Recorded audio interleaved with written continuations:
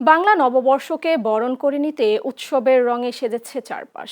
আর সেই উৎসবের আমেজ ছড়িয়ে দিতে ব্যতিক্রমী আয়োজন করেছে চ্যানেলস। পয়লা বৈশাখ উপলক্ষে বাঙালির ঐতিহ্য, সংস্কৃতি আর খাবারের বৈচিত্র্যে সাজানো হয় দিনব্যাপী আয়োজন। সকাল থেকে চ্যানেল এস-এর প্রধান কার্যালয়ে আয়োজন করা হয় বর্ণিল অনুষ্ঠানমালা। উৎসবমুখর হয়ে ওঠে পুরো পরিবেশ।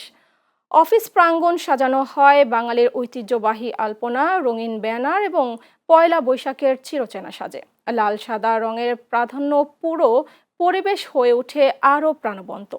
দিনব্যাপী আয়োজনে ছিল মনোমুগ্ধকর গানের অনুষ্ঠান। শিল্পীদের পরিবেশনায় উঠে আসে বাংলা লোকগান, পালাগান এবং বৈশাখী সঙ্গীত, যা উপস্থিত দর্শকদের মাঝে ছড়িয়ে দেয় প্রাণের উচ্ছ্বাস। আয়োজনের অন্যতম আকর্ষণ ছিল বাঙালিয়ানায় ভরপুর খাবারের আয়োজন। বিভিন্ন ধরনের ভর্তা, সুস্বাদু ইলিশ মাছ, ভাজি, পান্তা ভাত এবং বাহারি মিষ্টান্নে সাজানো হয় খাবারের টেবিল। ঐতিহ্যবাহী এসব খাবার উপভোগ করেন কর্মকর্তা, কর্মচারী সহ আমন্ত্রিত অতিথিরা। কর্মকর্তা ও কর্মচারীরা বলেন, এই ধরনের আয়োজন কর্মক্ষেত্রে ইতিবাচক পরিবেশ তৈরির পাশাপাশি সহকর্মীদের মধ্যে পারস্পরিক সম্পর্ক আরও সুদৃঢ় করবে।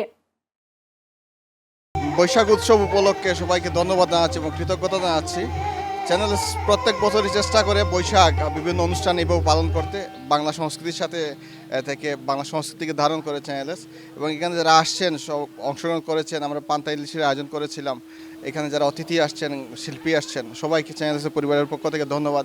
এবং যারা ভবিষ্যতে দেখবেন আমাদের, তাদেরকে ধন্যবাদ রইল চ্যানেলস পরিবারের পক্ষ থেকে। চ্যানেলস সবসময় আমাদের সহকর্মীদের দিয়ে কাজ করতে পছন্দ করে।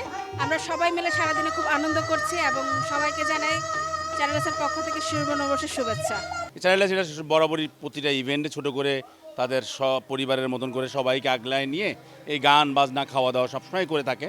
বাংলা ভাষাভাষীর মানুষ, বাংলাদেশের মানুষ এবং বাংলাদেশের বাইরেও যারা বাংলা ভাষাকে ধারণ করে তাদের জন্য চ্যানেল এস একটা বার্তা দিচ্ছে, শুভেচ্ছা ও অভিনন্দন দিচ্ছে। সবাইকে বাংলা নববর্ষের শুভেচ্ছা জানাচ্ছে চ্যানেল এস এর পরিবারের পক্ষ থেকে এবং আমাদের পক্ষ থেকে শুভ নববর্ষ।